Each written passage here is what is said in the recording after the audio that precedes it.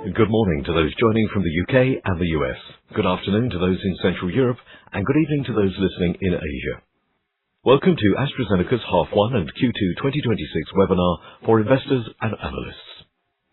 Before I hand over to AstraZeneca, I'd like to read the Safe Harbor Statement.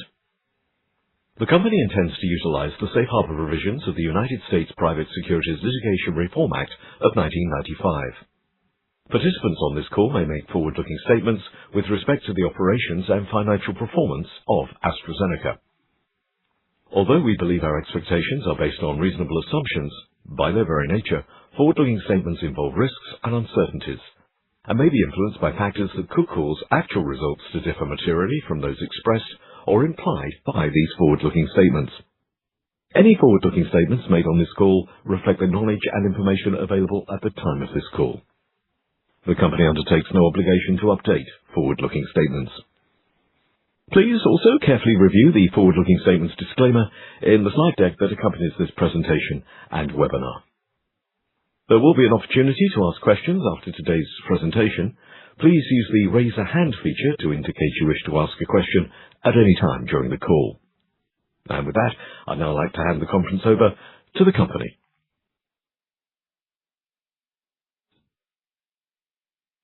A warm welcome to AstraZeneca's half-year and second quarter 2026 presentation, conference call, and webcast for investors and analysts. I'm Joris Silon, Head of Investor Relations, and before I hand over to Pascal and members of our executive team, I would like to cover some housekeeping items. Firstly, all of the materials presented today are available on our AstraZeneca Investor Relations website. Please advance slide. This slide contains our forward-looking statements, including the Safe Harbor provisions, which I would encourage you to take the time to read. We will be making comments on our performance using constant exchange rates, our CER, core financial numbers, and other non-GAAP measures. A non-GAAP to GAAP reconciliation is contained within the results announcement. All numbers quoted are in millions of US dollars unless stated otherwise. Please advance slide. This slide shows our agenda for today's call. Following our prepared remarks, we will open the line for questions. As usual, we will try to address as many questions as we can during the allocated time, although please limit the number of questions you ask to allow others a fair chance to participate in the Q&A. And with that, please advance to the next slide, and Pascal, I will hand over to you. Thank you, Joris, and welcome everyone. I'm really pleased to report that in the first half of 2026, we saw strong growth momentum and continued pipeline delivery. Total revenue grew 6%, driven by strong demand for our innovative medicines. Excluding the impact of Farxiga and Brilinta, which are affected by generics, as you know, total revenue grew 11%. That is a clear demonstration of the underlying strength of our portfolio and our broad geographical footprint. We also saw strong growth in core EPS, increasing 11%. In the first half, we announced positive results from 6 key phase 3 programs, including 3 new molecular entities. We secured 30 major market approvals across our diverse portfolio, including the first approvals for 2 NMEs, Etcama in breast cancer and Baxfendy in hypertension, and increasing our number of approved NME to 11 since we outlined our target to achieve 20 by 2030. Our confidence in reaching our 2030 target is underpinned by the exceptional quality and momentum of our pipeline, together with our proven track record of successful execution and launches. We continue to invest in our pipeline and commercial capabilities to bring innovative medicines to patients around the globe and to support growth through 2030 and beyond. So please move to the next slide.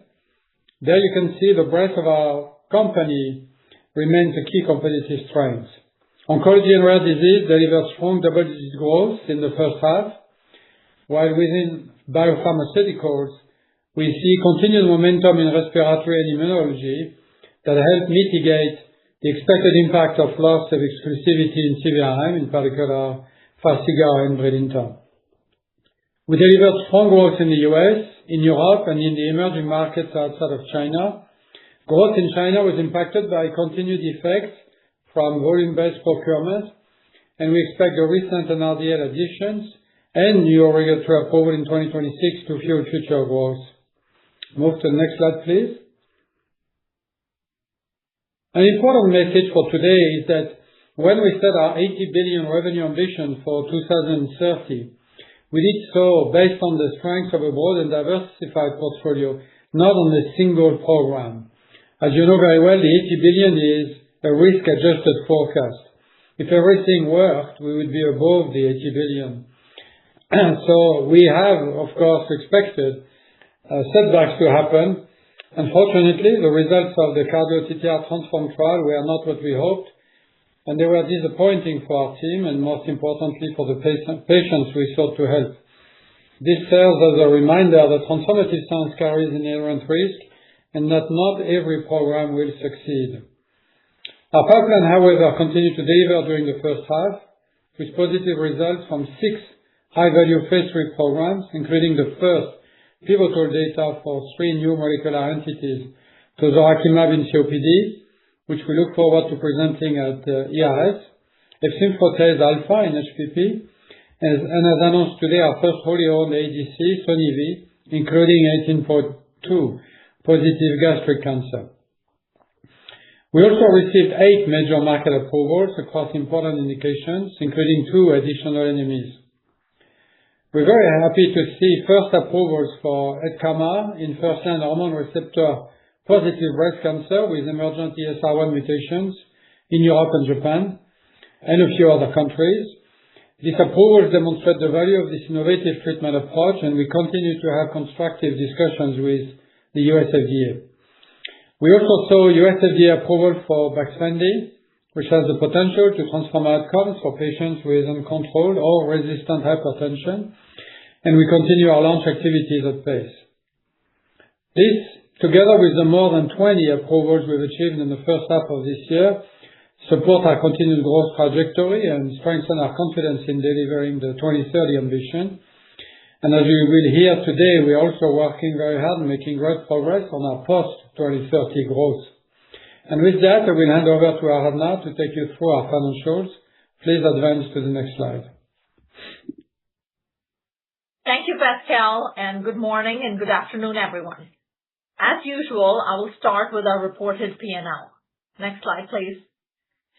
As Pascal has highlighted, we delivered continued top-line momentum in the first half of the year. Total revenue increased by 6%, with product revenue also growing by 6%. Alliance revenue increased by 29%, reflecting higher profit shares from our partnered medicines and HER2, Datverzo, and Tezspire in markets where our partners record product sales. Next slide, please. Turning to our core P&L, core gross margin was 83% in the first half. While the margin improved in the second quarter compared to the first quarter, we expect a lower gross margin in the second half, consistent with prior years, reflecting seasonal demand patterns for lower margin medicines such as Flumis and Beyfortus. For the full year, we continue to expect a stable to slightly higher core gross margin versus 2025. Core R&D expense increased by 6% in the first half, reflecting continued investment in our pipeline. Following the positive phase 2b results for our oral GLP-1 molecule, elecoglipron, we have now initiated comprehensive phase 3 program in both obesity and type 2 diabetes, with first patients dosed earlier this month.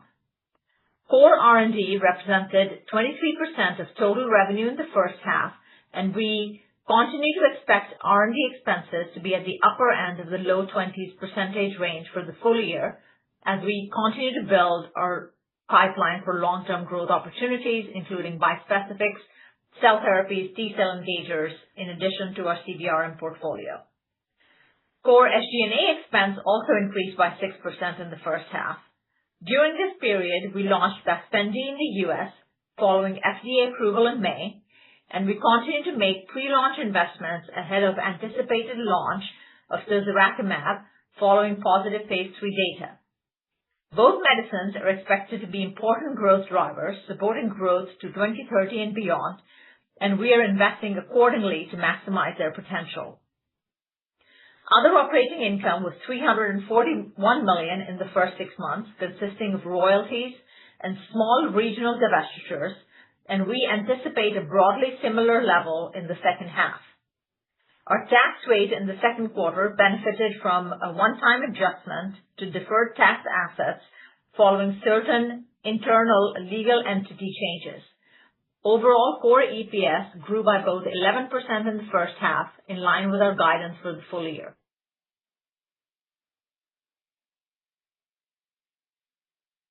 $2.2 billion in the first half, a decline versus comparator period.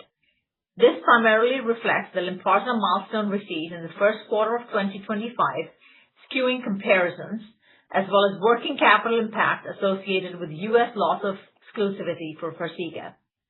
We expect these working capital effects to persist through the remainder of the year before normalizing.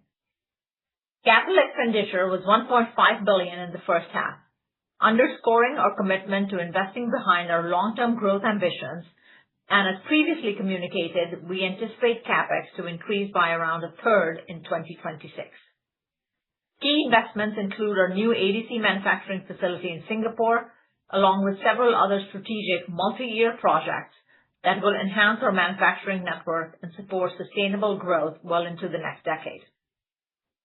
Deal-related payments totaled $3.3 billion and included both milestone payments and the $1.2 billion upfront payment for CSPC collaboration, which closed during the second quarter. For the full year, we continue to expect milestone payments of approximately $2.5 billion relating to prior business development transactions. We have announced new BD transactions totaling just over $2 billion in upfront payments year to date, including the most recently announced Dizal transaction. Our lease liabilities also increased as we opened our new Kendall Square R&D Center in Cambridge. Our capital allocation priorities remain unchanged. Net debt increased by around $3.5 billion in the first half, primarily reflecting the payment of the second FY 2025 interim dividend in March and the deal payments I just mentioned. We remain comfortable with our level of gross debt. As previously communicated, following refinancing activities earlier in the year, resulting in higher than historic interest rates and lower interest income, we anticipate core finance costs to be higher in the second half compared to the first half. Turning to guidance, we are reiterating our outlook for the full year. We expect total revenue to increase by a mid to high single-digit percentage and core EPS to increase by low double-digit percentage at constant exchange rates. So to summarize, we delivered another period of strong financial performance while continuing to invest significantly in both our pipeline and our commercial capabilities. We remain on track to deliver on our priorities in the near term and support growth in the long term. With that, I'll hand over to Dave to take you through the performance of our oncology business. Next slide, please. Thank you, Aradhana. Next slide, please. Oncology total revenues grew 15% in the first half to $14.1 billion, underpinned by double-digit growth in all major regions. Growth in the U.S. and Europe was particularly notable at 18% and 16% respectively. Focusing in on the quarterly performance of our key medicines, Tagrisso delivered 6% growth in the second quarter to revenues of $1.9 billion, supported by double-digit growth in the U.S. The share of combination regimens in the first line continues on an upward trajectory in key markets, with FLAURA2 remaining the clear preference. Turning to Calquence, which grew 16% in the quarter, generating more than $1 billion in revenue for the first time in a single quarter. Calquence maintains its position as the leading BTK inhibitor in frontline CLL across major markets, despite intense competition. Within the finite duration class, Amplify continues to gain share in reimbursed markets, with encouraging early signs in the U.S., where it is uniquely positioned as the only BTK inhibitor with both finite and treat-to-progression options. We continue to see Amplify as a significant growth driver through the remainder of 2026, supported by the clear global trend towards adoption of finite duration treatments. Imfinzi and Imjudo delivered growth of 25% in aggregate in the second quarter. Imfinzi growth continues to be driven by a combination of new launches and increasing demand for established indications. Meaningful contributions from Matterhorn and gastric cancer reflect its rapid establishment as the standard of care in reimbursed markets, and in lung, Adriatic continues to be an important additional source of growth. We continue to see strong global momentum for Imfinzi in muscle-invasive bladder cancer, and while the U.S. market is evolving with competitive entrants, Volga will continue to expand Imfinzi's reach. Turning to Enhertu, we delivered growth of 31% in the quarter and reported revenues of $888 million. Growth continues to be across all regions and reflects sustained market leadership in the HER2-positive and HER2-low breast cancer indications in major markets. This strong position is complemented by increased adoption and additional launches in emerging markets. We are seeing encouraging early signs of adoption and growing awareness in the first-line DESTINY-Breast09 setting in the United States following its approval late last year. Together with the recent simultaneous U.S. approvals of DESTINY-Breast05 and DESTINY-Breast11 in the curative setting, these growth drivers will become increasingly important through the remainder of the year. TrueCap revenues of $233 million in the quarter represent growth of 37% over the prior year. As we've indicated previously, the majority of this growth is from ex-U.S. markets, with the U.S. opportunity at peak in the breast indication. Beyond breast, we are looking forward to bringing TrueCap to patients with PTEN-deficient metastatic hormone-sensitive prostate cancer following the recent approval of Capitello-281 in the U.S., and a near-term priority is to establish testing in this setting, which today is not common practice. Datroway revenues of $55 million in the second quarter demonstrate growing demand in later-line EGFR-mutated lung cancer, with signs of increasing utilization in the second-line setting in the U.S. We're excited for the ongoing launch of Datroway in patients with triple-negative breast cancer who are not candidates for immunotherapy following the U.S. approval of TROPION-Breast02 earlier in the quarter. Given its differentiated profile, we see this as a significant opportunity and look forward to additional market launches in the second half. With strong momentum demonstrated across our portfolio in the first half, we are well positioned for continued growth through the rest of the year as we deliver innovative oncology medicines to more patients. Please advance to the next slide. Focusing in on EGFR-mutated lung cancer, Tagrisso is the number one prescribed third-generation EGFR TKI globally, approved across all stages of disease. This leadership position is underpinned by the breadth of our clinical development plan and our differentiated product portfolio. In the first-line combination setting, we've seen significant global market expansion over the past 12 months, with FLAURA2 the clear market leader. In the highly competitive U.S. market, FLAURA2 holds around 3/4 of this growing segment. We were pleased to announce the in-licensing of Zigfrovi, a novel oral EGFR inhibitor, earlier this month. Zigfrovi is already approved in the U.S. and China for patients whose tumors carry exon 20 insertion mutations, following progression on or after platinum-based chemotherapy. Based on the Wukong 28 data presented at ASCO, filings for the first line have been submitted in China and the U.S. This deal complements our existing EGFR leadership and allows us to bring a differentiated treatment to patients with limited treatment options globally. Importantly, it's also a clear signal of our intent to remain the definitive leader in this space. I'll now hand it over to Susan to discuss some more of the specific near-term pipeline opportunities. Thank you, Dave. Turning to the right-hand side of this slide, our near-term pipeline readouts provide the opportunity to further strengthen our position in EGFR-mutated lung cancer with Tagrisso as the backbone TKI, with 2 phase 3 trials due to read out later this year investigating combinations in the sizable post-TKI second-line setting. TROPION-Lung15 evaluates Datroway alone and in combination with Tagrisso, building on the growing position Datroway already has in later-line lung cancer based on TROPION-Lung05. Saffron then evaluates Tagrisso combined with Orpathys, offering a differentiated combination approach in patients with MET-driven resistance, supported by the encouraging data we've already seen from Savannah and Sachi. Looking further ahead, TROPION-Lung14 then aims to bring the combination of Datroway and Tagrisso into the first line, building directly on the success of FLAURA2. This represents a significant long-term opportunity to extend our first-line leadership and improve outcomes with a next-generation combination. Taken together, these opportunities represent a comprehensive strategy to maintain leadership in EGFR-mutated lung cancer for years to come. Next slide, please. I'm also delighted to share with you today the high-level results from 2 recent phase 3 trial readouts. Back in May, we announced positive results from the planned interim analysis of the phase 3 VOLGA trial for Imfinzi in patients with muscle-invasive bladder cancer who are not candidates for cisplatin. VOLGA builds on our existing presence in this setting, where the NIAGARA regimen has already established Imfinzi as a key treatment option for cisplatin-eligible patients.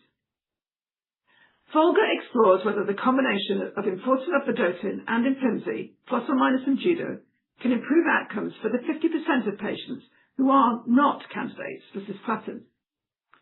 Importantly, in this regimen, enfortumab vedotin is only given in the neoadjuvant setting, aiming to optimize outcomes whilst balancing the overall benefit-risk profile. Imfinzi in combination with enfortumab vedotin demonstrated statistically significant and clinically meaningful improvements in both event-free survival and overall survival, underscoring the potential of this regimen to meaningfully improve outcomes in bladder cancer. The Imjudo-containing arm also demonstrated a statistically significant improvement in event-free survival, with a favourable trend in overall survival. VOLGA broadens our presence in bladder cancer, enabling more patients to benefit from an Imfinzi-based regimen, complementing NIAGARA in muscle-invasive bladder cancer and the recently US-approved Potomac indication in earlier stage non-muscle invasive disease. We also saw positive NILE results this quarter, and whilst the landscape in the first-line setting has evolved significantly since we started this trial, it further reinforces Imfinzi's value across the full spectrum of bladder cancer. Turning now to gastric cancer, we announced today positive results from the phase 3 Clarity Gastric-01 trial, evaluating sonesitatug vedotin or Soni-V in previously treated patients with advanced gastric cancer expressing Claudin 18.2. Clarity Gastric-01 is the first phase 3 trial to demonstrate an overall survival benefit with a Claudin 18.2 targeted antibody-drug conjugate in the second-line plus setting. This is a population with a particularly poor prognosis. Fewer than 20% of patients with advanced gastric cancer survive beyond 1 year, and at present there are no targeted options for Claudin 18.2 positive, non-HER2 positive tumours in this second-line plus setting. The trial met its overall survival dual primary endpoint, with Soni-V demonstrating a statistically significant and highly clinically meaningful improvement in overall survival versus investigators' choice of therapy in patients treated with at least 2 prior therapies. There was also a trend to PFS benefit, which did not meet statistical significance. Critically, the trial also met its key secondary endpoint, demonstrating a highly clinically meaningful overall survival benefit in patients treated with at least 1 prior line, potentially extending the benefit to a broader patient population earlier in their treatment journey. Importantly, the survival data were demonstrated in patients with Claudin 18.2 expression as low as 25% at any staining intensity, a lower threshold than that required by other Claudin 18.2 targeted therapies, meaning that Soni-V could potentially benefit around 50% of patients with second-line plus cancer, gastric cancer, representing more than 180,000 patients across the US, EU5, China, and Japan. Clarity Gastric-01 represents a landmark milestone for our oncology portfolio. Soni-V is our second ADC to demonstrate an overall survival benefit in gastric cancer following Enhertu, and our third positive phase 3 readout in this tumour type in just 2 years, following Matterhorn for Imfinzi and Destiny Gastric-04 for Enhertu. It is also the first phase 3 data from our wholly owned ADC portfolio, marking an important step as we establish our independent position in this space. We look forward to presenting the data later this year. Together with VOLGA, these data strengthen our conviction in the opportunity to combine IO with ADCs, an approach we believe could be transformative across multiple cancers. And specifically, these 2 readouts reinforce our confidence in Clarity Gastric-02, our first-line gastric cancer trial, evaluating Soni-V in combination with capecitabine with or without rilvegostomig or nivolumab. And with that, please advance to the next slide, and I'll pass over to Ruud to cover biopharmaceutical performance. Thank you so much, Susan. Next slide, please. Our biopharmaceutical business is in a transitional period, and in the first half of 2026, total revenue declined by 5% to $11.2 billion. This reflected the loss of exclusivity headwinds for Farxiga, Brilinta, and roxadustat, which were largely offset by the growth of our respiratory portfolio. The strong momentum in respiratory was supported by our established biologics for severe asthma, which generated over $2 billion of in-market sales in the first half. Focusing in on the quarter, respiratory and immunology total revenue grew by 11%. Fasenra grew 13% to $570 million, driven by its continued leadership of the IL-5 class. In emerging markets, Fasenra grew 75% thanks to the ongoing success of its launch in China, where it entered the national reimbursement drug list at the start of the year. Tezspire grew by 45% to $390 million, with strong performances in the United States and Europe being supplemented by uptake in the emerging markets. In our inhaled portfolio, Breztri continued on its positive trajectory, with 20% growth to $346 million. Breztri received its first approval for asthma this year in the United States, and last week received a positive recommendation for asthma from the CHMP in Europe. We are excited about this important new indication, which will help us bring this therapy to more patients. Symbicort revenues of $671 million were down 8% due to the price pressure in the United States, reflecting a new generic competitor entering the market. Saphnelo revenues increased 24% to $209 million, driven by share gains in the intravenous segment for SLE patients. The new subcutaneous formulation is now available in the US and some European markets, which broadens Saphnelo's reach to patients who favor self-administration. As expected, generic competition for Farxiga entered the US at the start of the quarter, and this, along with loss of exclusivity in some other markets and VBP in China, saw Farxiga decline by 90% overall, resulting in $1.8 billion of revenue for the quarter. Navigating these expected life cycle transitions is a natural part of our business, and we remain confident in the long-term strength of our broader portfolio and pipeline. In May, we secured the approval and launch of Baxfendy in the US, and we are now building early market access through affordability programs. We anticipate commercial access for Baxfendy will broaden over the next few quarters in anticipation of Medicare Part D reimbursement from 2028. We're also making an early start on our launch preparations for Tozorakimab. We are encouraged by the data, which showed highly clinical meaningful benefits in the Oberon and Titania trials, representing a broad COPD population, and we are looking forward to bringing this innovation to patients around the world as soon as possible. I will now hand over to Sharon to take us through the latest developments in the biopharmaceuticals R&D pipeline. Thank you, Ruud. Next slide, please. I'd like to start by acknowledging the Phase 3 CardioTransform trial for Wainua in transthyretin-mediated amyloid cardiomyopathy. This trial was conducted in a contemporary ATTR cardiomyopathy patient population designed to examine the role of Wainua, a gene silencer treatment, on top of today's standard of care in reducing recurrent cardiovascular events and CV mortality. In this contemporary patient population treated with standard of care, including 57% on a stabilizer, adding Wainua did not provide a statistically significant benefit on the composite outcome of CV mortality and recurrent CV events. However, in a pre-specified subgroup analysis of patients treated with Wainua monotherapy as compared to placebo, fewer primary composite events were observed, and this result was nominally significant. In patients who were on stabilizer therapy at baseline, no treatment effect was observed. Although the trial did not meet its primary endpoint, we believe these results contribute meaningfully to the greater scientific understanding of treatment approaches for the hundreds of thousands of patients worldwide suffering from this progressive and often fatal condition. AstraZeneca and Ionis will analyze the full data set to further understand the results, and we look forward to presenting these data at the European Society of Cardiology Congress in August. Turning now to Elecoglipron, where we are building strong momentum into Phase 3. At the American Diabetes Association meeting in June, we presented results from our Phase 2b VISTA and Solstice trials, which demonstrated the potential of Elecoglipron as a multi-blockbuster asset for AstraZeneca. In VISTA, we observed a clinically meaningful and statistically significant weight loss of up to 11.8% at week 36, importantly without evidence of a plateau. In Solstice, there was an up to 1.9% reduction in HbA1c at week 26, with the vast majority of patients with type 2 diabetes reaching their glycemic goals.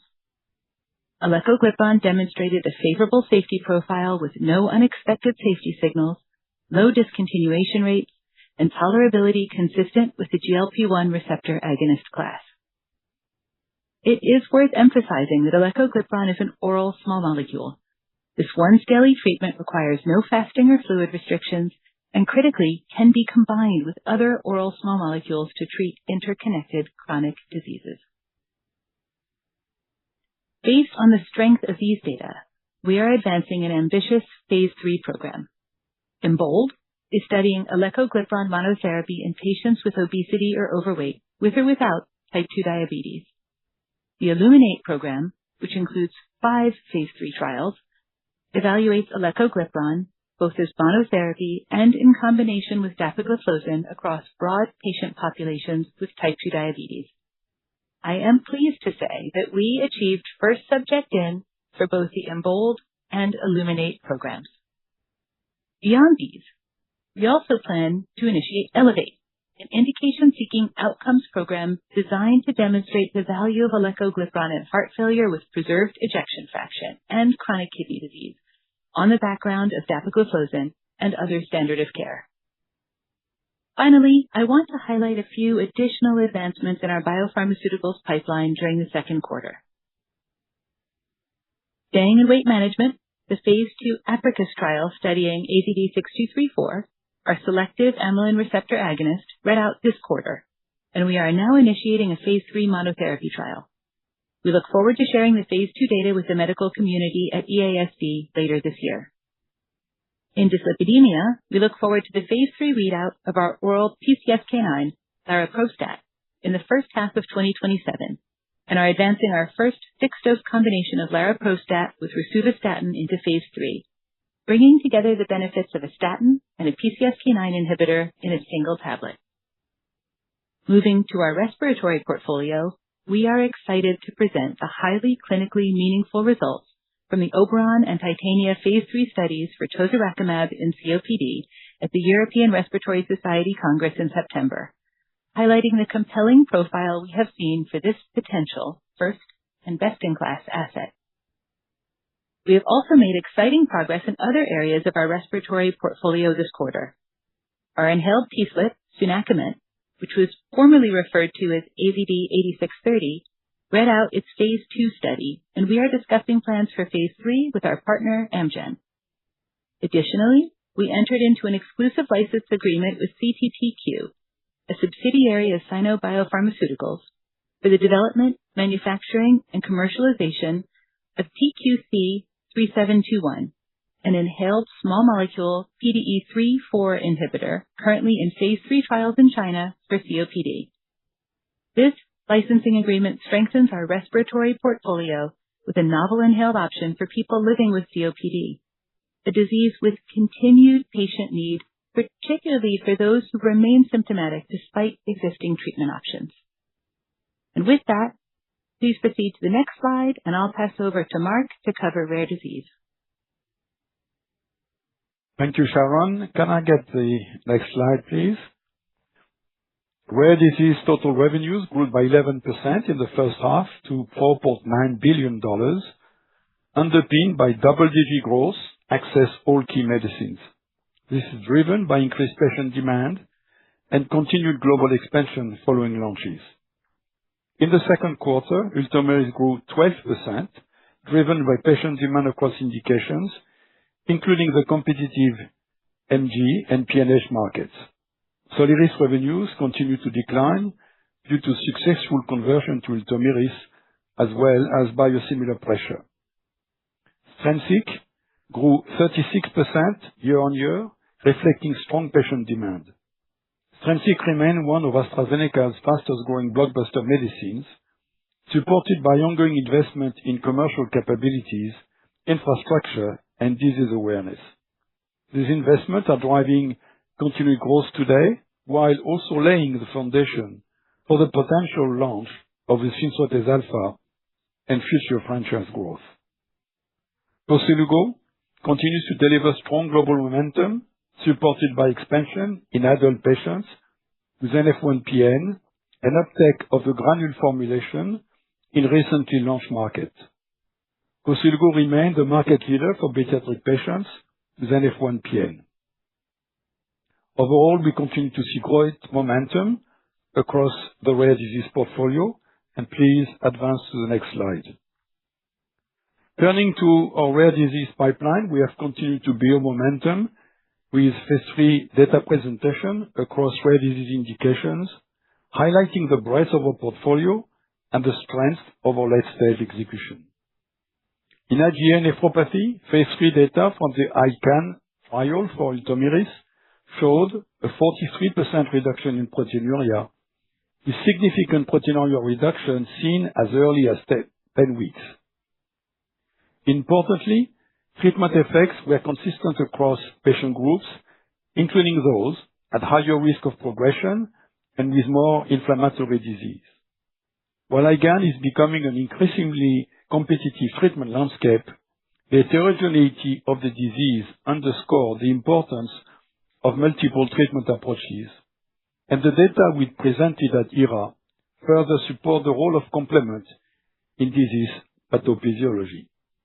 The IgAN opportunity represents an important step in the continued expansion and development of our C5 franchise, building on Ultomiris' established leadership across multiple complement-mediated disease. We have now filed in both the US and Japan. For insufficiency alpha in hypophosphatasia, data from our phase 3 pediatric trials, Mulberry and Chestnut, were presented at the International Conference on Children's Bone Health in June. Mulberry demonstrated clinically meaningful improvements in bone health, function, and quality of life. In our single-arm switch safety study, Chestnut showed insufficiency alpha was well tolerated and demonstrated a favorable safety profile in pediatric patients. In a pooled analysis of the phase 3 Mulberry and Hickory trials, including pediatric, adolescent, and adult patients, treatment with insufficiency alpha resulted in a median of 361 days per year free from injection site reactions, and injection site reactions rates were 5 times lower than with Strensiq. Data from the Hickory trial will be presented at the American Society for Bone and Mineral Research in October. We are progressing filings across major markets to support a broad HPP patient population. Also, data from the Calypso phase 3 trial was presented in May at ECE. Eneboparatide demonstrated maintenance of serum calcium within the target range, normalization of urinary calcium, and restoration of normal bone turnover in patients with hypoparathyroidism. And anselamimab in kappa light chain amyloidosis patients, results from the CARES program demonstrated a 62% reduction in all-cause mortality and a 71% reduction in cardiovascular hospitalization, with an overall survival benefit observed even in patients with advanced Mayo stage disease. Taken together, this program illustrates the strength of our rare disease pipeline, with multiple near and midterm catalysts with potential approvals and future launches across several high-value rare disease indications. And finally, an update on our Ultomiris phase 3 trial in adults with thrombotic microangiopathy after FCT. High-level results show that Ultomiris did not achieve statistical significance for the primary endpoint of event-free survival through 26 weeks compared to placebo in adults and adolescents aged 12 years old with ACT-TMA. Ultomiris showed a trend towards treatment benefit, and discussion with health authorities are ongoing regarding the interpretation of this data, including in the context of real-world evidence. In pediatric patients with ACT-TMA, we are advancing regulatory filings based on data from the open label phase III trial we reported in 2025 and data from an external control study. As pioneers in complement biology, we continue to explore and advance treatment approaches in disease where complement is believed to play a central role in disease pathophysiology. With limited treatment options available today, it reflects our ongoing commitment to bringing innovative therapies to patients with severe complement-mediated disease. And with that, please advance to the next slide, and I will hand back to Pascal. Thank you, Marc. Next slide, please. As the slide shows you, we carried strong momentum into the first half, 6 positive program readouts already delivered, and a rich catalyst path ahead. Over the next 18 months, we have 25 key phase III trial readouts that are planned, giving us multiple opportunities to add further value and conviction to our trajectory. We expect pivotal data readouts for 6 new molecular entities in 2027 alone across our portfolio. Some of them are really important, as you can see here, and for instance, saruparib is a big one, but there are many others very important readouts over the next 18 months or so. So move to the next slide. Our growth ambition extends well beyond 2030, and we continue to invest behind the transformative technologies that we believe will redefine how many diseases are treated. If you remember, back in mid-2024, we identified platforms that we said would drive our growth past 2030, what we called at the time the day after tomorrow. And I'm pleased to say that we have made very good progress across many of these platforms. As you can see here, the slide highlights the momentum we're building in our next wave of innovation. So if we start with weight management and cardio risk factor, as Sharon mentioned, we expect the first phase III data for laroprovstat in first half of 2027, and we have now initiated 5 phase III trials for elecoglipron. So you can see here a portfolio that is building both scale and optionality and focused on not only weight management, but the risk factors that accompany excess obesity, in particular abdominal obesity. In ADC and radioconjugates, we continue to make strong progress.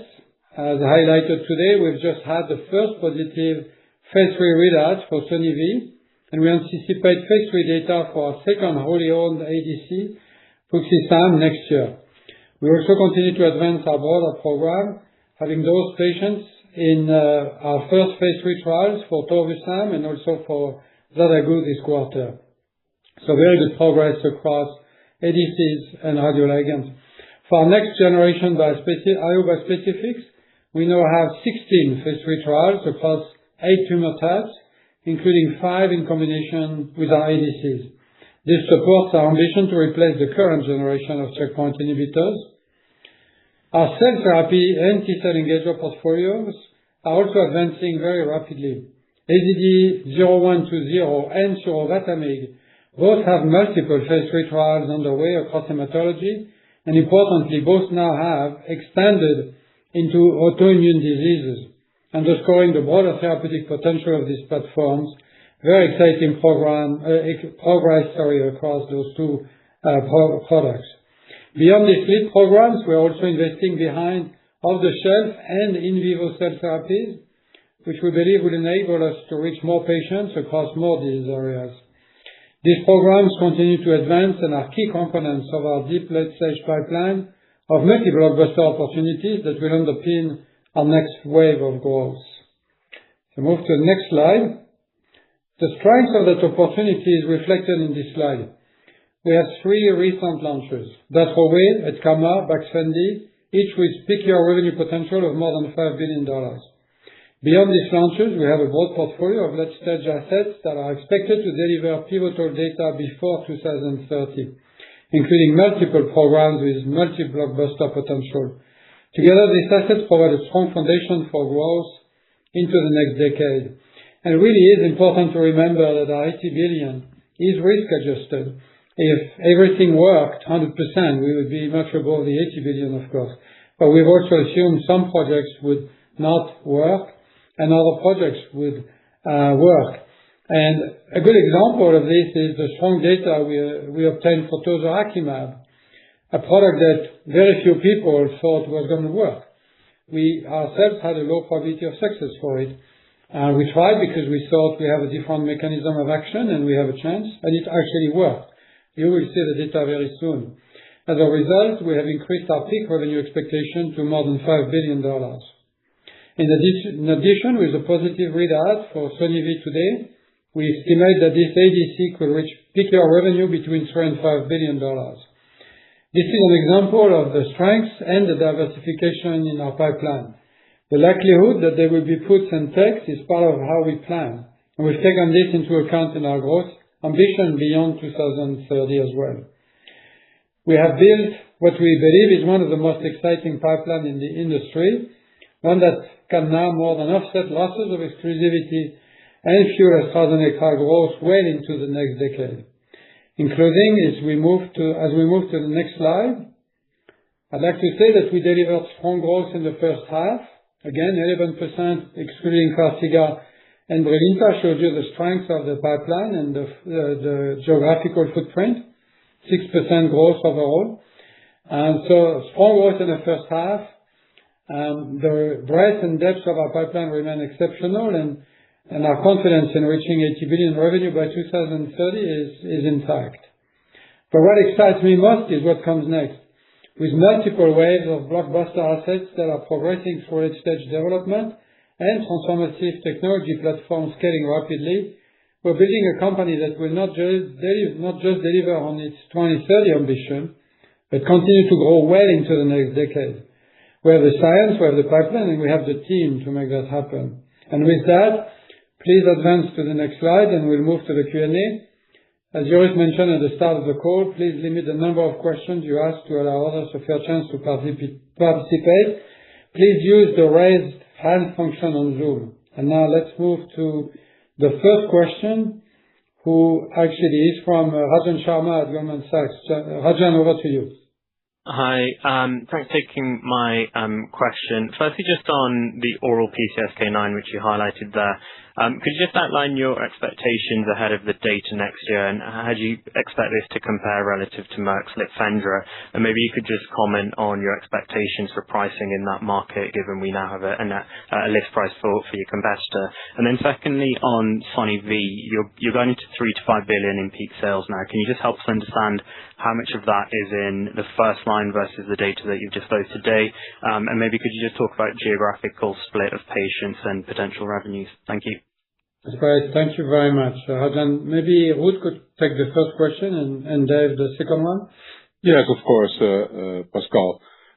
Overall, I think we are excited about our oral PCSK9. We will see the first data reading out in the first half of 2027. I think we will have, and hopefully we will have a competitive profile versus the compound of Merck. But I think the breadth of our portfolio for cholesterol-lowering medicines is broader than only the oral PCSK9.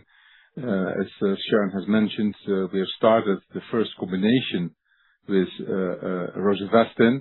I think we have a unique opportunity because it's a true oral medicine in order to combine that with other products in our portfolio, and hence that will increase the level of competitiveness.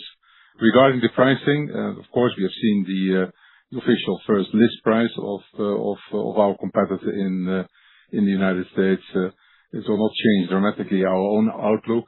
Of course, I'm not going to disclose our pricing strategy moving forward. It also depends on what we're going to see in our clinical trials. But overall, I think we are well on track in order to develop a very competitive oral PCSK9 moving forward. Thanks, Ruud. So just picking up on the question about SONIV and Clarity Gastric, and I'll after I'm done, turn it over to Susan, who can talk a bit more about the life cycle plan beyond CG01. But we're very excited about these results and look forward to getting an opportunity to presenting them soon. Specifically, the CG01 opportunity has potential to be a blockbuster indication. Now, some of that will depend, obviously, on indications that we are able to achieve. But the data set looks good. We look forward to sharing it. I think a couple of important points. First, we will pursue discussions across all major markets, U.S., Europe, China, Japan, and throughout the emerging markets. This data set, we think, supports those discussions. Secondly, as you saw, overall survival being an absolute gold standard within this setting, we think well positions Sunny-V for uptake upon approval, and we expand the definition of Claudin 18.2 positivity with the cutoff that we're using in this study, and that cutoff is greater than 25%, and that represents about half of the patients with gastric GEJ cancer. So it's a great opportunity and one that we're really looking forward to getting an opportunity to launch as quickly as possible. Susan, do you want to talk a little bit about the life cycle plan beyond CG01? Yes. So obviously, in the first line, there's an opportunity to combine with IO agents, as I've discussed with both rilvegostomig plus backbone of capecitabine. And the Clarity Gastric Code-2 study has two cohorts, one in the PD-L1 greater than 1%, but also has a cohort in the less than 1%, where we're looking at Sunny-V plus 5-FU-based regimen versus a standard of care as well. So I think that gives us an opportunity to have a broad first-line opportunity to have that IO and ADC combination in the relevant patient population. And it is a big segment in gastric cancer. And then again, I think there are opportunities to consider based on, the data that we've got with Matterhorn, whether there's an opportunity to go into the earlier stage setting. Plus, Claudin 18.2 is not just expressed on gastric cancer, but also on some pancreatic cancers and biliary tract cancers, and we're exploring those in our ongoing phase 1, and we're encouraged by the data that we've seen to date. So I think this can be a broad program for Sunny-V across all of these GI-based cancers. Thank you, Susan, Dave, and Ruud. Maybe one thing I could add to the PCSK9 is that another fixed dose combo we are developing is together with our elecoglipron or glipron oral. Because if you have high elevated cholesterol, typically you also need to lose a bit of weight. This is a good example of how we can differentiate our PCSK9, but also differentiate our glipron by providing convenient formulations to patients who are typically polymedicated in these circumstances. So the next question is, I think Richard. Yes, Richard Vosser at JPM. Over to you, Richard. Thanks, Pascal. One question, please, on camizestrant. Just now we've seen the Persevera data in detail, ASCO. I don't think when we last spoke we'd seen it.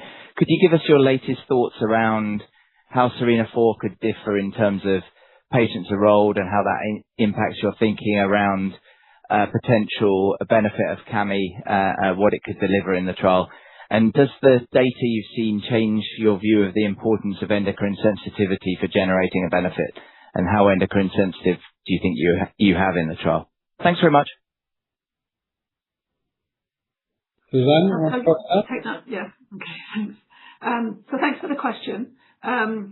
So as you said, the goal for SERENA-4 is to enrich for endocrine sensitivity. Again, as a reminder, we have a larger sample size, 1370 patients enrolled compared to Persevera. And I think, what you've seen with the Persevera data is evidence of activity which varies across the different subgroups there.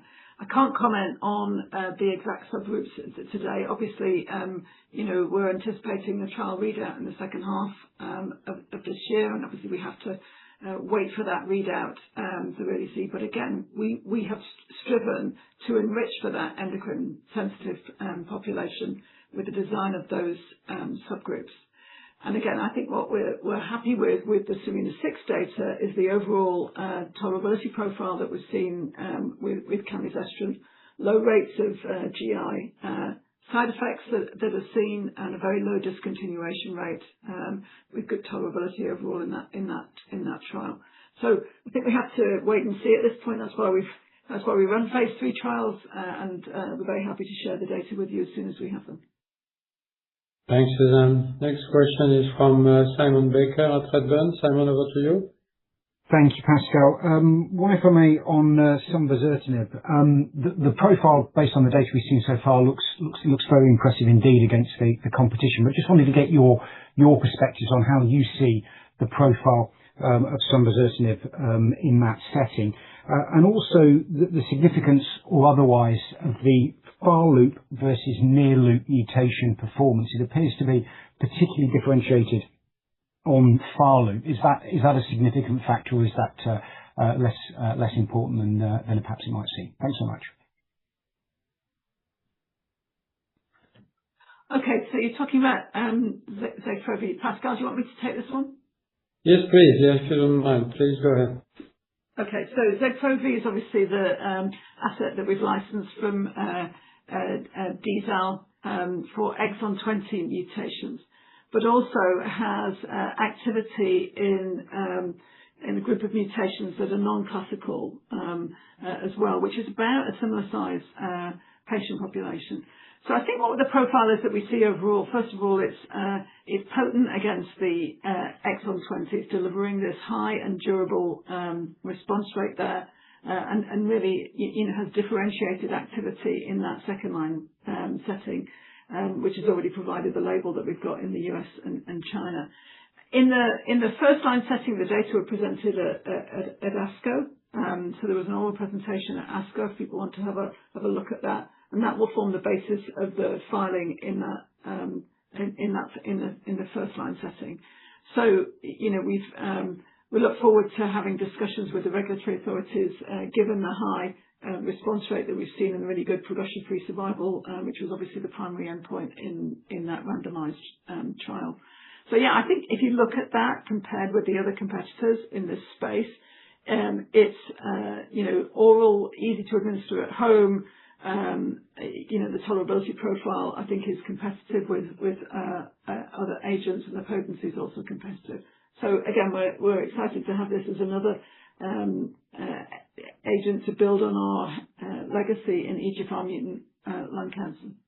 Thanks, Susan. It may be good to hear also from Dave telling you about what we're trying to do to solidify the Tagrisso franchise, because we're under, of course, two major competitive threats. One in China, which is the multiplicity of EGFR in the market, and very, very competitive market. We're doing well, but it's competitive. And the second is, of course, the Mariposa regimen, which, again, we are still doing well. As Dave mentioned before, market share is still very strong for Tagrisso. But beyond that, we are actually trying to build a variety of ways to differentiate Tagrisso. So maybe, Dave, if you can give us the whole picture again, that would be useful. Yeah, it'd be my pleasure. And let me use this as just an opportunity also to comment that the strength of FLAURA2 is really laying the foundation right now for the expansion of the clinical development plan to build off of the combination approach to a Tagrisso backbone in order to improve outcomes in EGFR mutated lung cancer. And as Susan quite nicely articulates, Zegfrovy adds to the group of patients that we now have an opportunity to be able to engage physicians about and offer a new therapy. I think just very, very importantly, we're seeing double-digit volume growth and, in fact, double-digit revenue growth in the U.S. In the face of the competition with Tagrisso right now. What that's allowing us also then to do is get ready for both the Dato and the Orpathys combinations, which we're looking forward to. I think that with Dato, obviously, we've got TROPION-Lung15 in the later lines, and also TROPION-Lung14 in the frontline setting. I think relative to what we see with the other TROP2 class players, this is a very differentiated position of having the Tagrisso combination as a way of bringing this set of therapies into these settings. We've got Saffron on the horizon, and that's with the Orpathys combination. And we are very enthusiastic about Tagrisso continuing to be an important driver of growth and contributing meaningfully to the 2030 ambition that we've laid out. Thank you, Dave. So this is a very good example of what we've told you before. the ability we have to combine products throughout our portfolio to defend our various franchises and build beyond where we are. And then with the addition of Zexrovi, we are also addressing a gap in our coverage of this EGFR market. So you can see we are really reducing the space where the competition could actually have an impact over time. So the next question will be from Sarita Kapila at Morgan Stanley. Sarita, over to you. Thanks, Pascal, for taking my questions. On Avanza, we noticed it has the PFS and OS endpoints in both TROP2 positive and ITT populations. Could you give us any more color on the testing hierarchy? So, for example, are you looking at PFS and then OS in TROP2, followed by PFS and OS in ITT?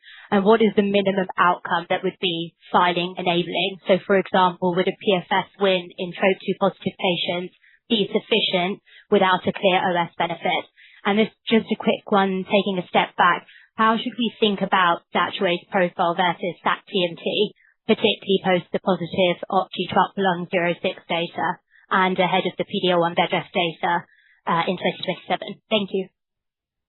Thanks, Sarita. Good question. Two good questions for you, Suzanne. Okay, thanks, Pascal. Thanks for the question. So as a reminder, what we previously said about Avanza is that we have both the ITT and the biomarker positive patient populations at the top of the multiple testing procedure. So it is possible to get a positive study with success in either the ITT or in the biomarker positive group. So I hope that answers your first question. Obviously, regulators will be interested in the effect size and the meaningfulness and the differentiation between those groups in discussions. In terms of differentiation from the competitors, I think we have a best-in-class TROP2-based ADC based on the design, which is based on the stable linker. And you can see that based on the half-life of the molecule and also the lower rate of bone marrow toxicity, because you see higher rates of bone marrow toxicity with ADCs that have less stable linkers and so more exposure to the free payload. That, I think, underpins the data that we've seen in the triple-negative breast cancer, where we saw differentiated activity with higher response rate, progression-free survival, and leading to overall survival in that first-line triple-negative breast cancer. So that underpins our confidence in the design of this ADC. I do think that the data that's been seen from the OptiTROP trials in lung cancer underpin the potential for TROP2-based ADCs in this first-line setting in combination with IO.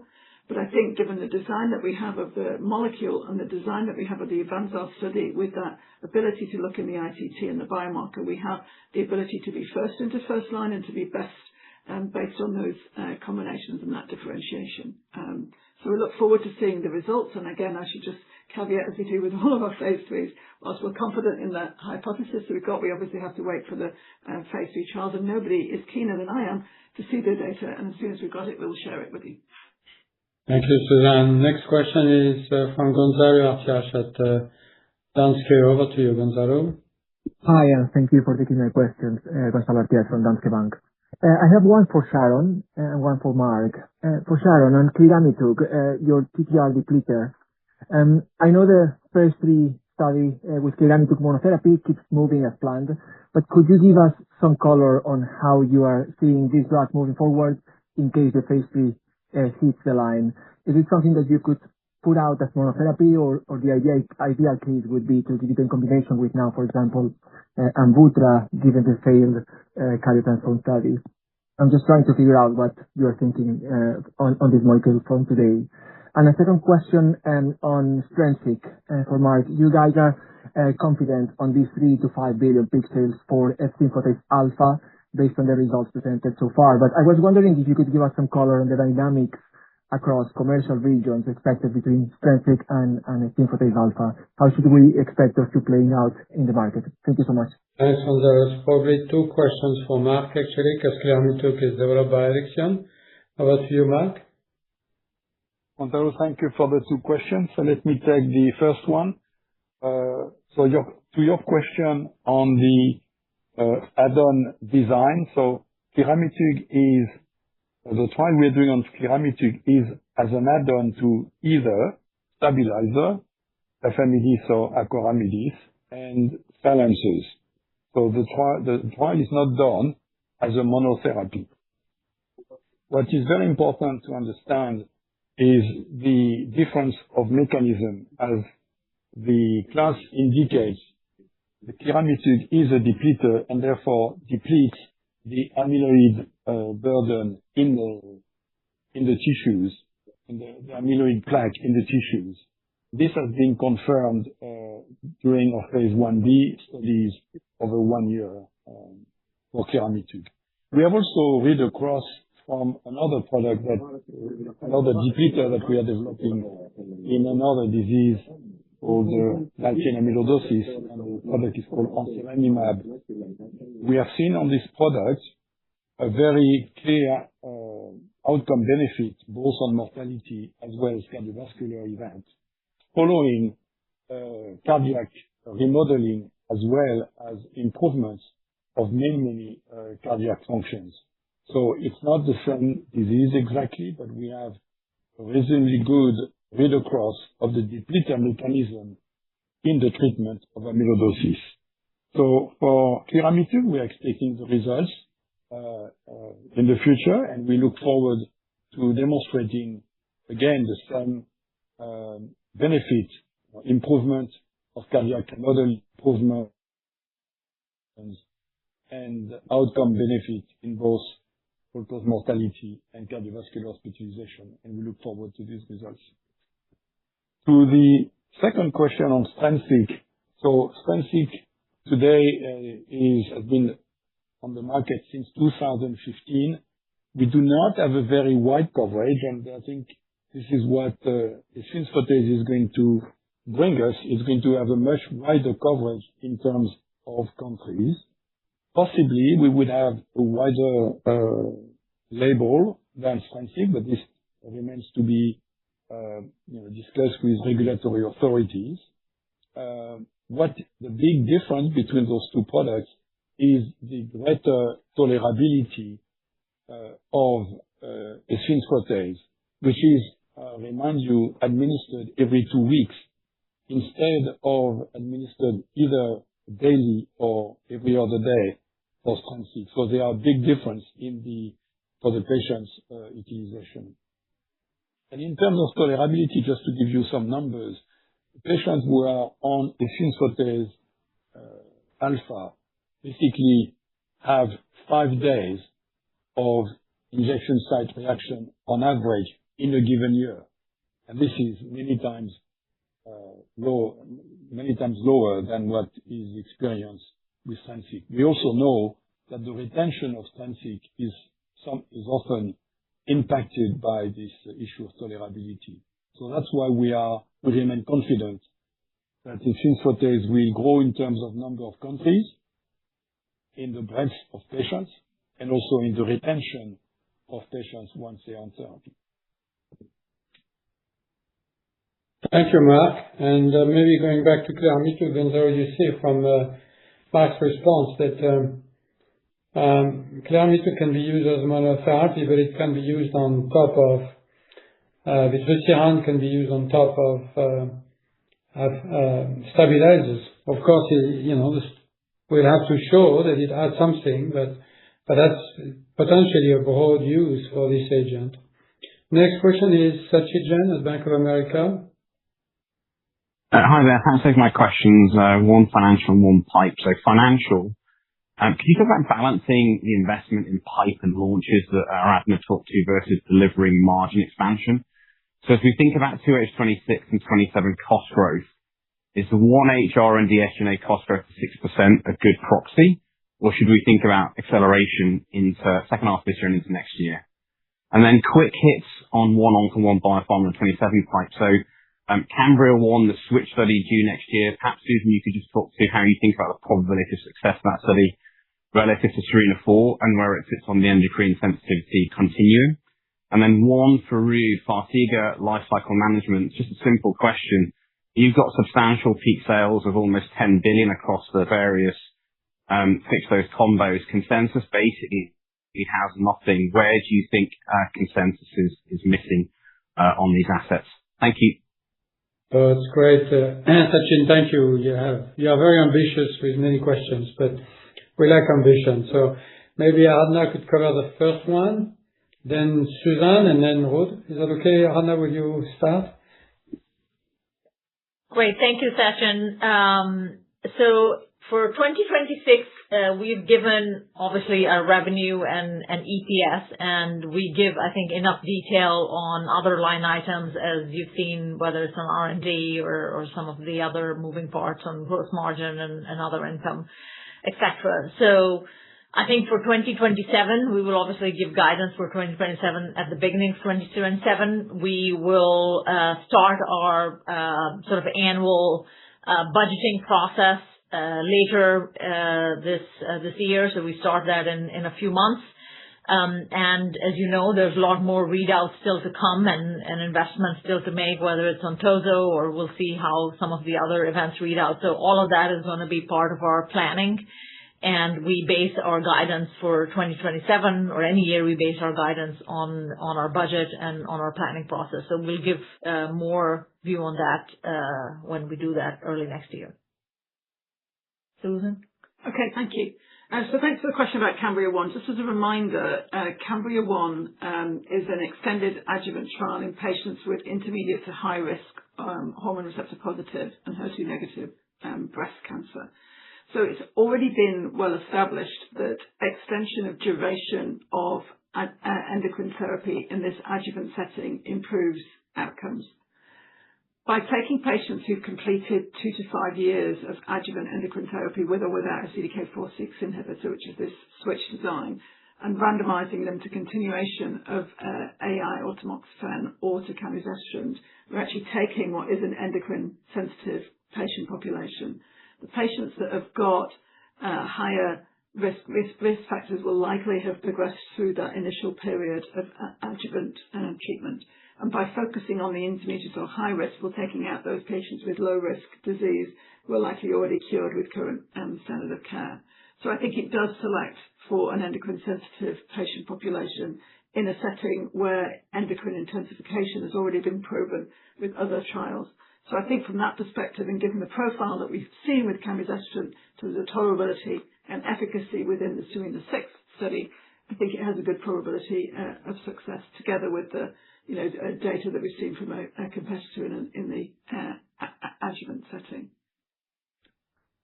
Okay, thanks, Susan. So let me quickly address the question of Sachin regarding the combinations. We have currently 3 combinations in development. All those combinations are addressing patient populations where there's a high risk and where there is almost no current treatment. So if I take Zibo-Depa as one example, it's in phase 3. It has recruited very fast, clearly showing the high medical needs in proteinuria CKD. Those patients are very ill. The kidney function is declining, and we know the beneficial effects of dapagliflozin, and on top of that, we hope to see a beneficial effect of an endothelin receptor antagonist. The other one is Belci-Depa in heart failure patients with a low eGFR, where mortality is very high, normally twice as you see normally in a heart failure patient, and there's no data available. So again, it's a highly risky patient population. The estimates of the EPI data are showing that more than 12 million patients in the top 8 markets are eligible for a treatment like this. So it clearly shows the potential if the study is reading out. Both of those fixed-dose combinations, we're expecting to see data in the first half of 2027. And then last but not least, Baxdrostat in combination with dapagliflozin. Also that is in a high-risk population in chronic kidney disease and hypertension. We know that hypertension is a very important risk factor for the development of chronic kidney disease, and we hope to see a slowdown of the progression of kidney disease. So again, a high-risk patient, and I think not everyone is let's say addressing and seeing the potential of those new combinations. Those are really new molecular entities if they are successful. So I think building on the massive experience we are having with dapagliflozin, 60 million patients are currently treated with dapagliflozin. I think it's the backbone of heart failure and chronic kidney disease patients, and adding those new mechanisms hopefully will lead to a much more beneficial effect, both from a mortality perspective, but also from a kidney disease progression perspective. Thank you, Ruud. I had not realized we had many more questions in the line. So if we can stick to one question per person, it would be great. Graham Parry at Citi, over to you, Graham.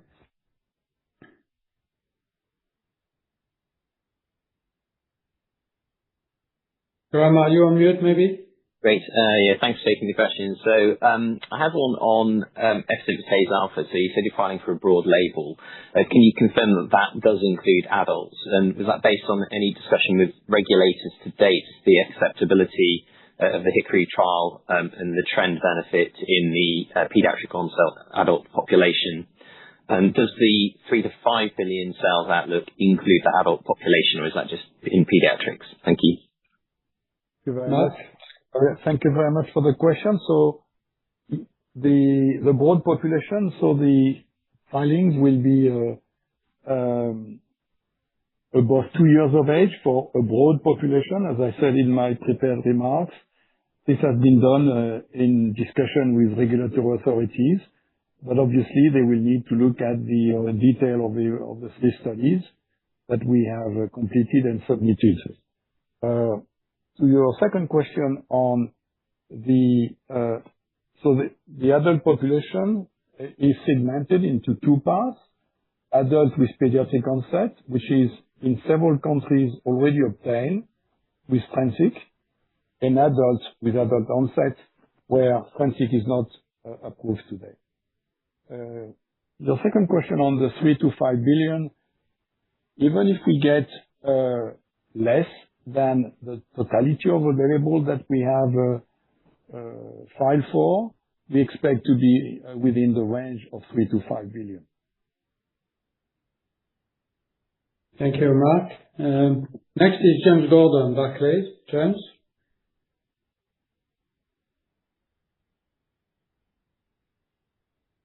Maybe unmute, James. Can you hear me? Yep. Great. Thanks for taking the question. Pascal called out saruparib, so the selective PARP in prostate cancer, where we're getting data next year, and this has been described as a 5 billion plus product. There was some excitement about the asset a few years ago, but then it wasn't partnered with Merck, and maybe there's a thinking that Lynparza is a pretty high bar to beat. So how big could it be if it works next year? Is the 5 billion, a lot of that de-risked by the data next year, or does that need a lot of other trials to work? And how excited are you about that readout? And then if I could just squeeze in a quick clarification, so other operating income or OOI. So the updated 2026 guidance implies higher OOI and higher OpEx, and then you're reiterating the guide because you're reinvesting the higher OOI. But how much of this year's OOI is ongoing versus one-off? So is that going to create a headwind next year when you don't have the OOI, or is most of this year's going to repeat again next year? It's from an ongoing source. Thank you, James. Susan, do you want to cover the saruparib question? I mentioned it, James, just as an example of many projects in our pipeline that nobody talks about. We seem to be facing almost an obsessive focus on 2 readouts that are important, of course. I don't want to underestimate them, but I just wanted to highlight the fact that we have many, many more projects, and what we showed you today are only the most important ones, and saruparib is certainly one of the most important ones as well. Susan, over to you. Thank you. So as you have seen from the clinical trials appendix, there's a significant effort that we've got with saruparib in prostate cancer. One of the key trials is the EVAPAR Prostate 01, which is in metastatic hormone-sensitive prostate cancer, including both the HRRM and non-HRRM cohorts. So we already have seen from the PROPEL study in a later line that we do have activity for PARP inhibition in combination with androgen receptor inhibitors. And what we've done is taken the learnings from the PROPEL study and moved this into an earlier line setting and power the study for both that HRRM and non-HRRM. And of course, having seen the data for the talazoparib and enzalutamide data sets coming out, I think there's significant opportunity in this setting to improve the tolerability profile, increase the potency of inhibition on PARP, and see benefits in both those subgroups. You will recall that we did see a positive effect on PFS in the non-HRM in the PROPEL data set. But there was a lot of discussion at the time of the ODAC. We've addressed those concerns with the design of this study, and I think that's a significant opportunity. But it's also backed up by other studies in other segments in prostate cancer and also in the EVA-PAR breast opportunity as well. So when you look at the totality of the saruparib opportunity, it is significant and definitely in the $5 billion range, and we're excited to see these data read out. Thank you, Suzanne. And just to address... Let's park this one and revisit it at the end so we give everybody a chance to ask one question, and we may have a chance to cover it as part of another financial question. The next is Christopher Ude at SEB. Christopher, go ahead. Hi, thank you very much for taking my question. I guess this one would be on Baxfendy, noting that you have the primary aldosteronism trial reading out next year now. Today, screening for aldosteronism is not really du jour or active. So what are you doing to try to ensure as rapid a rollout, that would not be a break on your launch? Thank you. Sharon, you want to cover this? Sure. So first, I'll say thank you for noticing the potential for baxdrostat in primary aldosteronism. This is a really important and unmet medical need. It's really a group of disorders in which aldosterone production is unusually high for sodium status, and it is relatively autonomous of the normal regulators. So this is a major unmet medical need and a key driver of cardiovascular damage, and is the leading cause of secondary hypertension. We think it could affect as many as 5 to 10% of all hypertensives and up to 20% of resistant hypertension. And you're right, relatively few of those patients today are being screened because there hasn't been a therapy to give them. Now we have the first approved aldosterone synthase inhibitor with an excellent treatment profile, or target product profile, and we think that this is going to be pivotal in helping to drive uptake now that there is a recognized therapy that addresses aldosteronism. So we're running that study, and as we have disclosed, it has accrued very rapidly, so we're accelerating that timeline for primary aldosteronism. I'm excited to see the interest around Baxfendy as a leading molecule. So increasing uptake will, I think, follow through naturally from what we hope will be a positive data set. And the rapid recruitment that we're seeing for our studies really speaks to the major unmet medical need and the general enthusiasm of the clinical community for this mechanism. Thank you, Sharon. Peter Verdult at BNP. Thanks, Peter, BNP. Two quick ones, Pascal. One for Ruud on IL-33 and the $5 billion target for Tozo. Are you anticipating any competition here? And the reason for the question is we're hearing Sanofi and their partner Regeneron might not undertake the third phase 3 study for itepekimab that will be required for approval in light of your data and probably the fact you now enjoy a 3-year head start. So first quick question on Tozo, and then secondly the obligatory sort of MFN pricing question.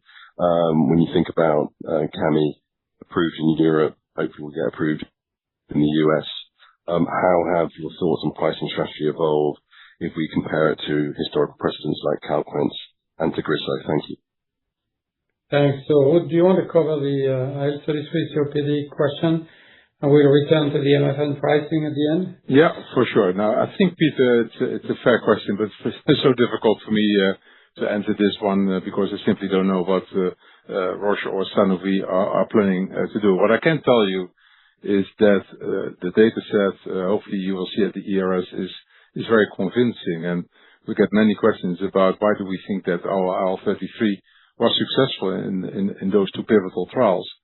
And we truly believe that the mechanism of action is very specific to our anti-IL-33. It's inhibiting the anti-inflammatory pathway, but equally the mucus pathway. And I think that combination makes this a quite unique molecule. So let's see how the competition is going to react to the data. But of course, we keep a close eye on it. Thank you. Steve Scala, Cowen. Oh, thank you very much. Pascal, you have been bullish on China for years, although headwinds were clear in the quarter. All things considered, are you as confident as you have been in the past? And how threatening are the local companies on the global stage?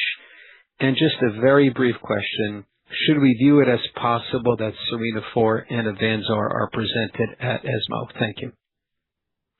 Thank you, Steve. So I'll cover the first question, and we'll return to the S4 question at the end. China, still very bullish for reasons that have evolved, I must say. I mean, the potential in China is still large, but on top of it, the innovation potential is also enormous, as you've seen from the various deals we've made, but also other companies have made. And today, Chinese companies are innovating at great speed, and they tend to partner with global companies like ours to globalize the development and the commercialization. But, it's reasonable to expect that over time they will expand globally. Expanding globally is not that simple, right? I mean, because their profitability in China is not that high. Prices are low.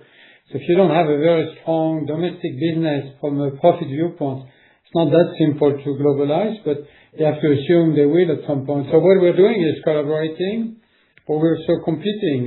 You saw the competition in the Tagrisso market is very, very intense, and in the ADC market, very intense too. So we learn to compete with them, and certainly we'll take those learnings globally when they become global companies, if they do. We're also learning from them in terms of how they develop products and how fast they operate. And we've made some changes in the way we operate. And for instance, Sony that Red Hat that we announced this morning is a good example of the role our Chinese team has played in the speedy development of this product. So I think being present in China very present and strong enables us to collaborate with companies, learn from them, and, learn to compete as well. So the next one is Colin White at UBS. Hi, Colin White, UBS here. Thanks for taking my questions. I had a quick question on the C5 franchise. I was wondering if you could talk about how much you expect to might be impacted by a longer-acting C5 inhibitors like Regeneron's cemdisiran. And then just quickly, if you could comment on Beyfortus arbitration in the US, the timelines, possible outcomes of that would be helpful. Thank you. Thank you. Mark, do you want to cover the C5 question, and we'll cover Beyfortus a little later? Yes. So obviously there have been a number of competitors against the C5 franchise. We continue to grow, but obviously novel mechanism or similar products from the C5 complement biology also will compete with us. What we have been doing with Ultomiris since the acquisition of Alexion was also to explore and pioneer in new indications, and we are going to continue doing that. I mentioned today IgAN. We saw the results in HTT-TMA. We have other trials such as delayed graft function. And then we will be developing several other areas in the renal rare disease, but also with other nodes of the complement biology to propose answers to disease that have no response today. So we are continue to compete in the C5, but also outside of the C5 from within the complement biology. Thank you, Mark. And as you can see, long-acting could have a place, of course, but you have to develop every single one of those indications. So it takes time and it takes money. Next question is Michael Leuchten at Jefferies. Thank you, Pascal. Maybe if I could just go back to Aradhana on the other operating income question, so we have that covered. How much of that is sustainable going forward? How much does the higher run rate cause a higher base that makes 27 a little bit more challenging? Thank you. That's great. Aradhana, you got your question.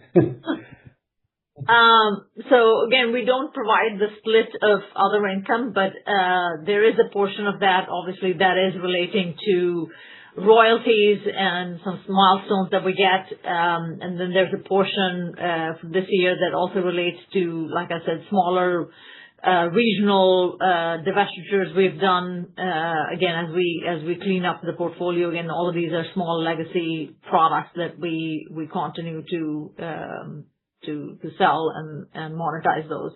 But there is a portion of that is consistent and will likely continue into 2027. Thank you, Aradhana. So if we return to there's a question from Seamus Guggenheim. Seamus, go ahead. This is Zach Dunn on for Seamus Fernandez. Thank you for the question. I just want to touch on BD. More specifically, is the current phase 3 pipeline sufficient to deliver a stable profile during the main patent expiration period in 2032 plus? It seems to us that the current pressure on the multiple has much less to do with 2030 and much more to do with 2032 and beyond, and that larger BD may be necessary to drive growth in that time frame. Thank you. Thanks, Seamus. Well, I think on this one I can be very clear. The answer is no, we don't need more BD to deliver. But of course, to deliver this growth post 2030. But again, it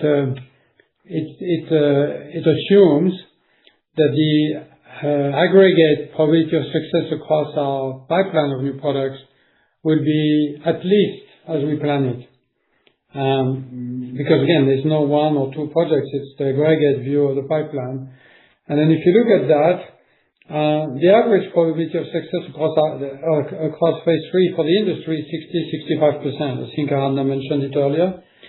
The aggregate probability of success that we use across our pipeline, and we looked at it again recently, it's around 60%. So we are more or less planning as if we were going to develop the industry average, in fact a little bit lower, but we have consistently developed higher. Aradhana mentioned 75% plus has been our record. So if we deliver what we have in our plan as a probability of success, or more, and then we don't need more BD. So the reason we need more BD is really to continue planning long term and continuously strengthen our franchises. The most recent one we just talked about is how do we strengthen the Tagrisso franchise. So net is no, we don't need new BD to achieve this goal. I don't know where this idea comes from, probably from people who haven't analyzed the pipeline in details, I have to say. Luisa Berenberg, do you want to go ahead? Thank you very much, Pascal. So at the start of the year, you highlighted over 10 billion combined and risk-adjusted peak sales from the 2026 readouts. And today we see a couple of increases with Tozo and then Sony B, and also hearing consistent messages from Susan on SERENA-4 and Avanza are kind of balanced and consistent. So does that guidance still stand, or have there been some risk adjustment changes maybe that were negative to the cohort? Thank you. No, what you're talking about the 2030 targets, right? No, the 10 billion peak sales potential from the readout this year, 2026. Was a slide you had at the full year 25 results. Yeah. Aradhana, do you want to cover this one? Sorry. So the 10 billion was the peak year estimate with the risk unwind. So what that means is, as risk unwinds for the 2026 cohort, we were still, we would say 10 billion. Now, some of them have unwound in a positive manner, like a Tozo. Some of them have unwound in not so positive manner, like a Wainua. But I think, again, all of those being probability adjusted, I still think we'll unwind close to 10 billion. Now, that 10 billion is not a 2030 number. That's a peak year sales number. And the peak for some of these products may hit beyond 2030. Maybe the one thing I would add to this is that, our probability of success in our risk-adjusted overall forecast, the probability of success we gave to Tozo was on the low side, and I'm sure you would agree with that. Nobody thought it was going to work we thought it had a good chance, but we still gave it a low PTS.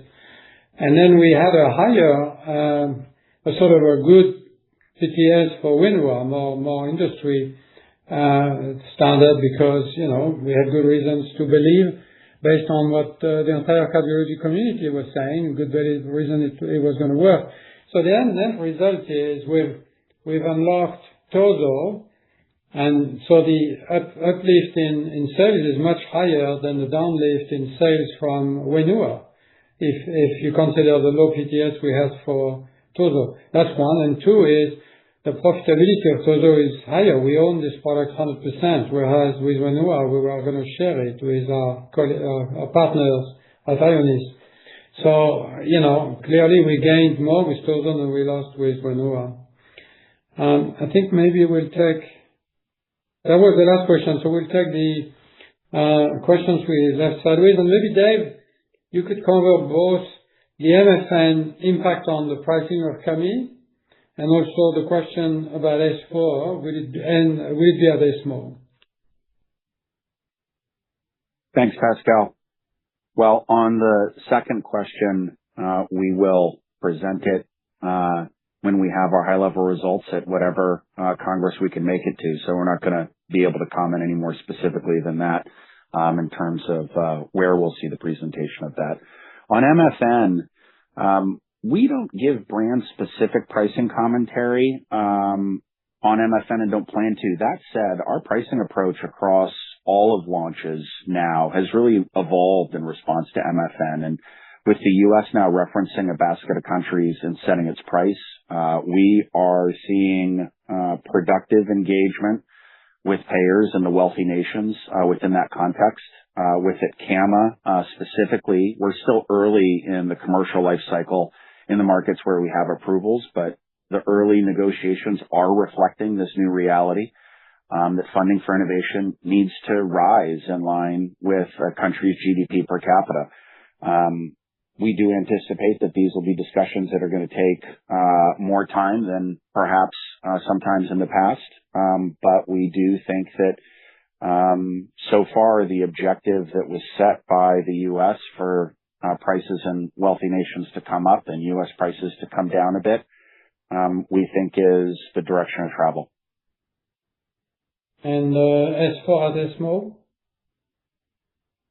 I commented on that at the beginning and said we will share when we have the data what the timing of the Congress will be. Okay, thanks. And the last question is maybe for Ruud about Beyfortus. Yeah, Pascal, there's not so much I can comment on this one. As we mentioned in our legal disclosures, we started an arbitration process regarding Beyfortus in the United States. And as we normally do, we are not commenting on either an arbitration or legal procedure. Thank you, Ruud. So we'll close the Q&A here. Thank you so much for all your great questions. And maybe in closing, I want to thank you for joining us, for your interest in our company. And also restate that we are firmly on track for our 2030 goal, but also on track with our post-2030 growth ambition. And again, we don't need additional BD. Doesn't mean we will not do additional BD, but we don't need additional BD if we continue delivering as we expect to across the pipeline. Again, thank you and have a good day.